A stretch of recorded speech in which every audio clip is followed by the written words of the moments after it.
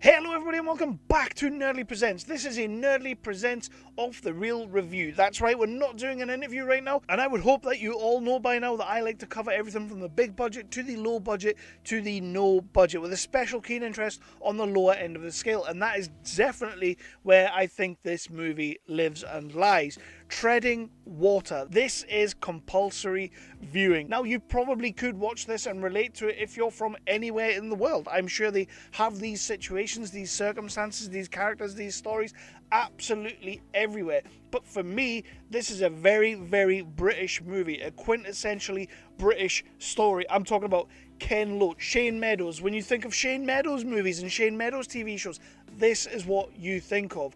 This movie is 100% up there with the likes of them, and we are going to talk about it. First of all, my name is Kevin Halden. This is Nerdly Presents Off the Reel, and Off the Reel review. Please do go over to nerdly.co.uk. There will be lots and lots of other reviews from lots of other contributors.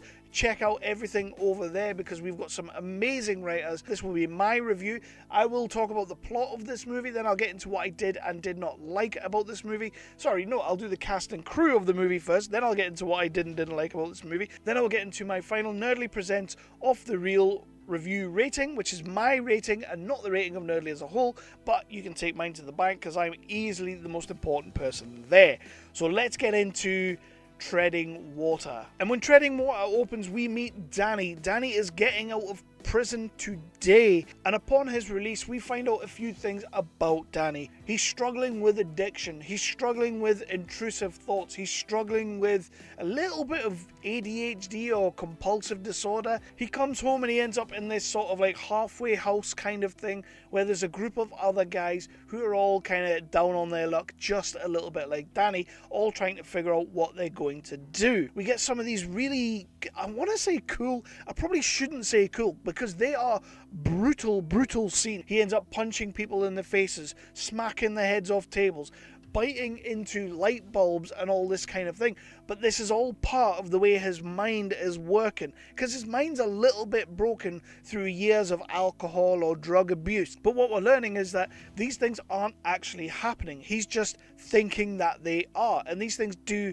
scare him. So you get the feeling that right off the bat, although he's thinking these things, he's not doing them. So deep down, Danny's not a bad guy. He does have some redeeming qualities that we're going to be able to latch onto, and boy howdy, I hope we can. But it does fracture a lot of relationships, like with his family, with his mum, his stepdad, his stepsister, all these kind of people. It's made these relationships really uneasy, and while both parties are trying to get these relationships back, it's gonna be a little bit of a struggle because, you know, just like life, it's never that easy. One night he's out and about, he's away to meet a drug dealer, and he bumps into an old school friend kind of person, or someone that he went to school with.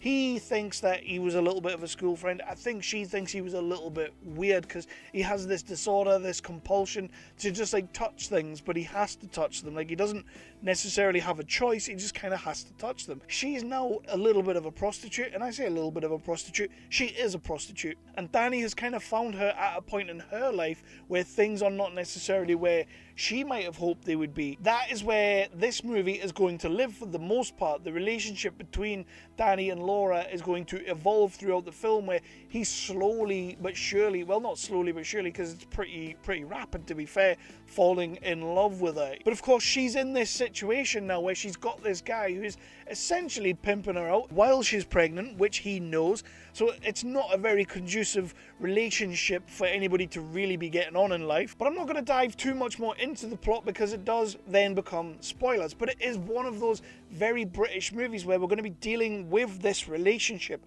We're also going to be dealing with Danny trying to get through, trying to kick his addiction, trying to sort out what he can with his compulsion and stay away from the heroin and all that kind of thing.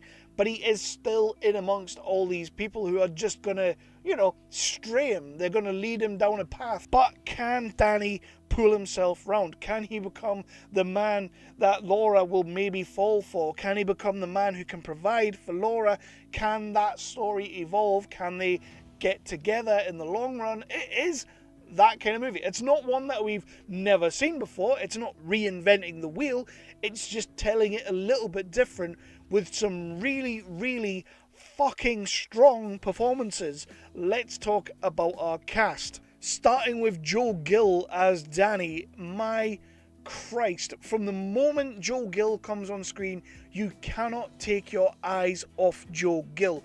You are transfixed by this performance. These moments where he's having these little outbreaks of just horrendous brutality. Now, he's not necessarily doing that. He's not really doing it in the moment, but it feels bloody real by the way Gill performs it. The heroin scenes, the drug taking scenes when he's getting off his face, he does really feel like he's going down that road. I don't know if Gill has had that in his life before, if he's been around that and he's able to draw on those experiences, but this felt like an actor who has lived this kind of life, or known people who have lived this kind of life, and he really made me believe in Danny. He made me believe in the struggle, but he also made me believe that he could come out of it. He was strong enough to come out of it, and he had enough resilience to kick this. Across from that, we have Becky Bowe, who, again, another very, very strong performance.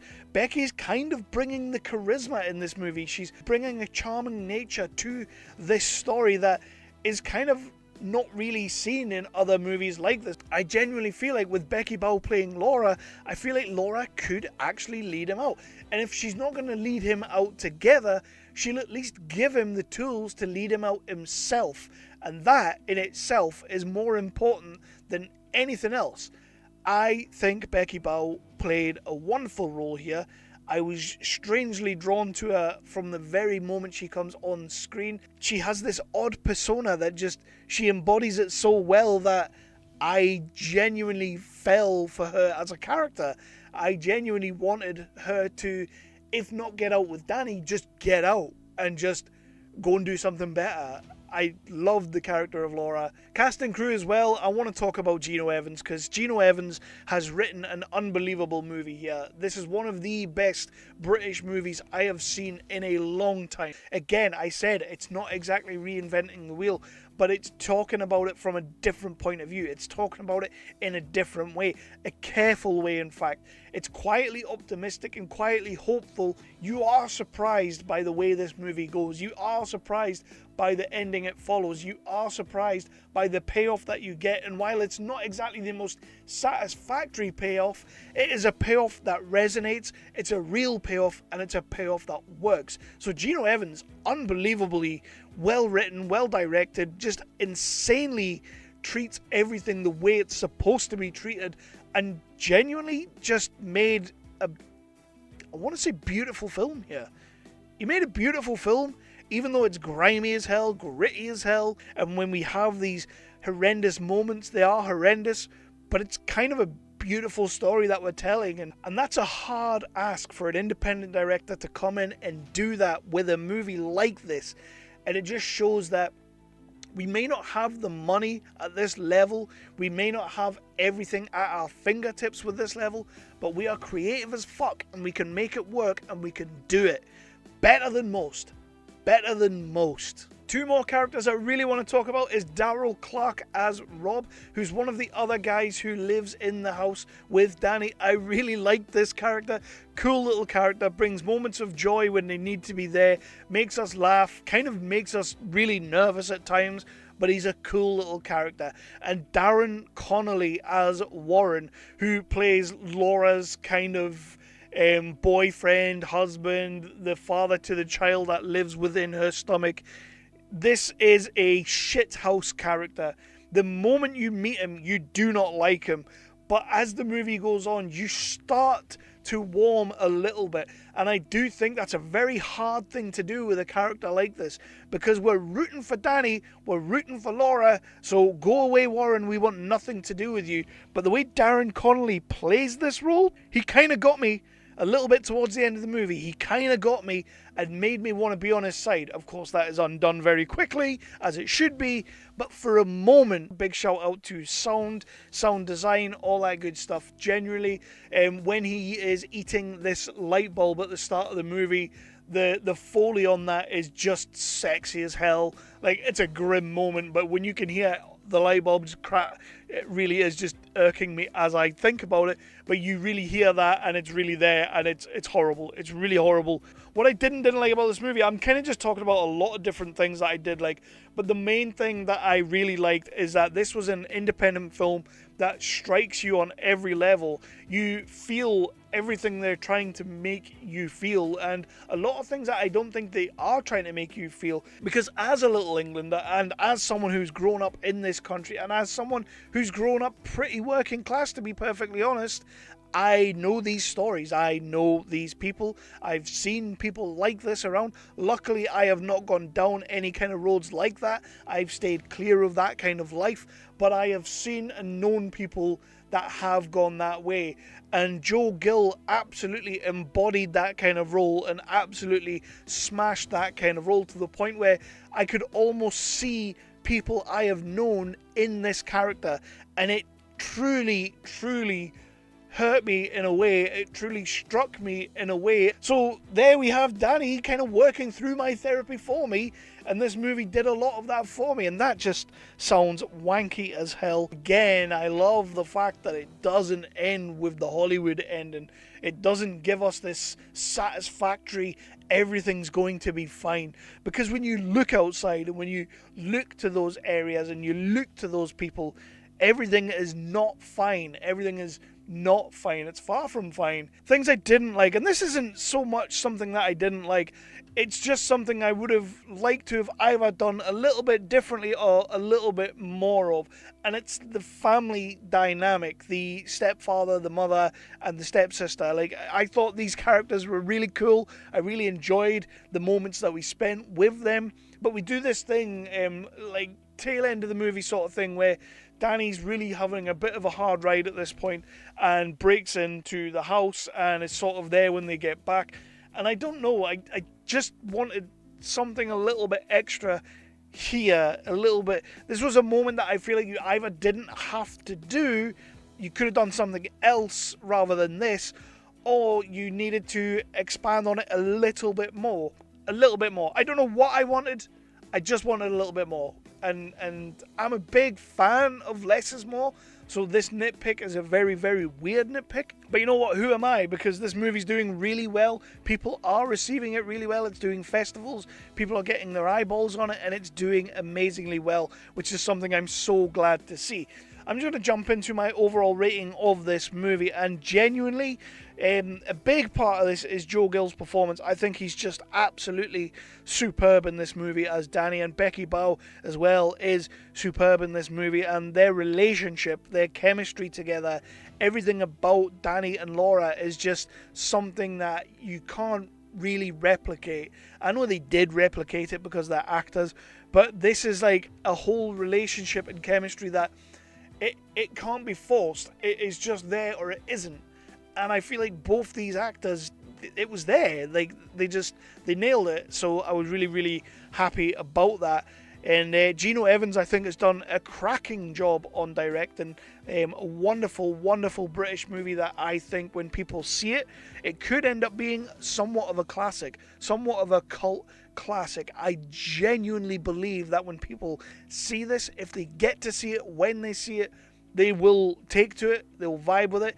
And it's really important that they do, because this is a movie that speaks to our time right now. You look to those Manchester streets, those Newcastle streets. Christ, I live in a small town called Berwick. You can look to our streets.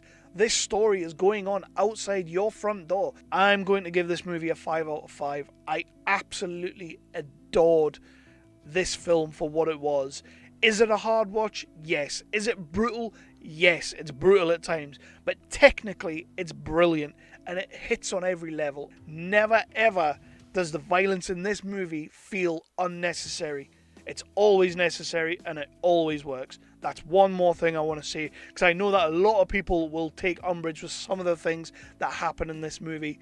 No, it had to be that way, and it was brilliant. It was perfect. This movie's a 5 out of 5 for me. Treading Water is a movie I think that you need to go and see. You don't have to see it, you need to see it. If you do get a chance to see the movie, please do hit me in the comments down below. It's where we will continue the conversation, and I hope that you do see it, and I hope you love it, and I hope you loved it as much as I did. So I'm just going to leave it right there with a 5 out of 5. Please do head over to nerdly.co.uk, check out more reviews over there. I will be back with more reviews very soon. I'll be back with more interviews very soon, but for now, Treading Water, you're a 5 out of 5 and you are absolutely brilliant.